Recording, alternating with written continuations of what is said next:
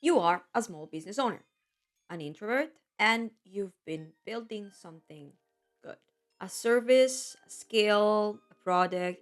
Maybe you even have already some paying clients. And everyone keeps telling you the same thing. Niche down, niche down, niche down. But every time you think about picking something, it feels like a compromise. Like shutting a door that you might open later. And you keep your options open.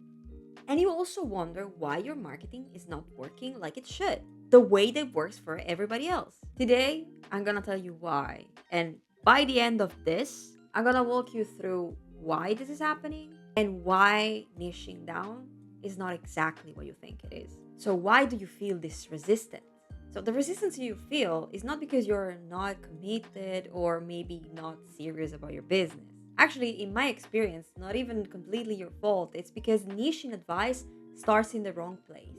People usually talk about it like it's a pure business decision.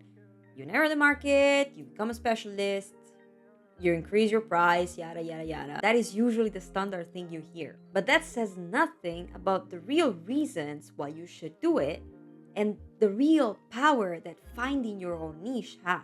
When I work with service providers on niching, I am not telling them to build barriers to keep out clients. We are not setting the rules to reject people. What I do is actually help you build the elevator towards the most specific communication your business can have. So that when someone hears you speaking, they feel like you're speaking directly to them. That is when niching works like a magnet. When people come to you warm, aka the best status. But I know that it's not that easy, otherwise I wouldn't be here making this video. There are three common fears, in my opinion, in my experience, that are shared. After working with many service providers during my career, I can tell you that niching resistance is not random. And I'm not just talking about introverts because throughout my whole career, I also work with also extroverts and any type of person. And it usually comes from three specific fears that I summed up into three profiles to simplify. So check if something here resonates, okay? The first one is the procrastinator type. You've done the research, you have a lot of ideas, but when you get near the decision point, you kind of get overwhelmed. So you stop there. You tell yourself, I've worked enough for today, I'm just gonna decide tomorrow.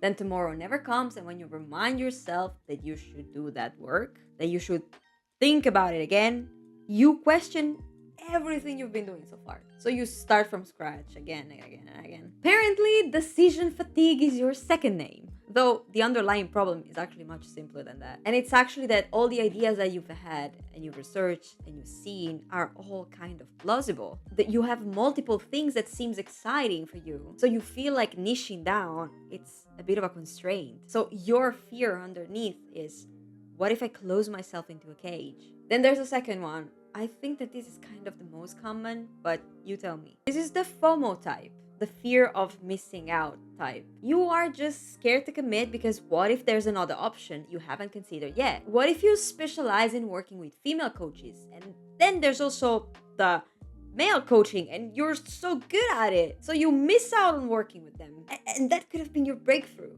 This one, I know it's exhausting for you. I totally get it. You have the talent, you have the ideas. So why should you settle and say no to more money? The problem is that this fear is actually hiding from you all of the reason why instead this would succeed. So your fear underneath is, what if I miss out? Then there's the third one, the overthinker type. And this is also pretty common. You are the kind of professional that is analyzing every possible option. You are mapping markets, comparing profitability, researching competition, downloading, saving, reading an article because this one maybe have the answer to my last question. And what is wrong with that? I mean, like, you're just trying to choose based on logic, right? The truth is that there is no framework, no article out there that's going to remove the block that's actually anchored inside of you and it's keeping you stuck. At one point, you just have to decide. So your fear is actually, what if I choose wrong? Do you recognize yourself in any of these? Maybe you're a mix too, right? Like sometimes people have a little bit of something and a little bit of something else. And now things are actually getting interesting. Because as I often say, fear is actually data, and your resistance is your gut feeling telling you something. By the way, if you're liking this, don't forget to subscribe. I always create content to improve your mindset, your marketing, like we are doing today. So if you find this useful, hit that button. So where is the real misalignment here? The thing is that, as I mentioned in the beginning, you're likely looking at niching from the wrong perspective. And as I said, it's not even your fault. Maybe you're just looking at niching options that someone else has been recommending you, but they don't actually fit who you are or even who you want to be. This happens because we're often told to niche down from a logic point of view. That niching down means like choosing a piece of the same cake everybody's choosing from because this is what everybody else is doing. Meanwhile, your bank account is registering different invoices from 3 completely different type of people. So you're just wondering why should I say goodbye to them? Especially if you can't afford to do it yet. So to me, this is the biggest misconception. Because niching down doesn't mean that today we're just gonna clear out your pipeline, keeping only the people that are actually in target with a new niche and say goodbye to money. Niching down has 3 very important jobs. 1, making your product or service more relevant. 2, making your communication more relatable. 3, making sales much, much easier. I bet that at least once in your business life, you've heard the sentence, if you're serving everyone, you're serving no one. And that sentence, it is very true, but not because business is some kind of dark magic. It's simply because if you're trying to solve too many problems, no problem will seem strong enough. And people just want to make sure that they're solving their problem very well. And if they see their problem buried in a bullet list with other 19 different type of problems, it just doesn't seem as strong.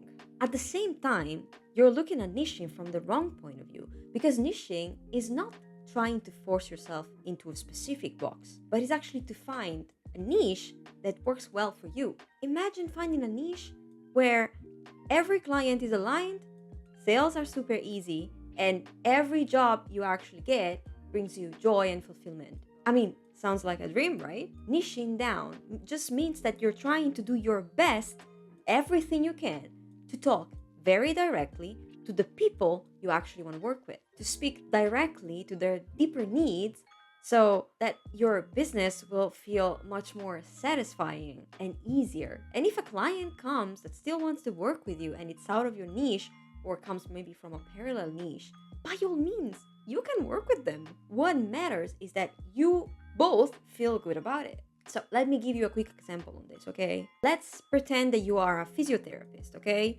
And you are niching down on athletes, specifically, let's say runners. You might still get some people that are just like hobby runners. Maybe you even get some cyclists too, because they recognize something that they're doing. But when that happens, it's because you've been working so well on your communication and credibility to the point that they still see you as the best option for their specific problem. And these clients will still come in warm, so why should you say no? What I'm trying to say is that a niche is not a rigid prison where you're forcing yourself into and you're throwing away the key. It is more like a fitting dress that makes you look great and appropriate to the situation. Plus, there is one more thing that I personally believe is one of the biggest myths about niching.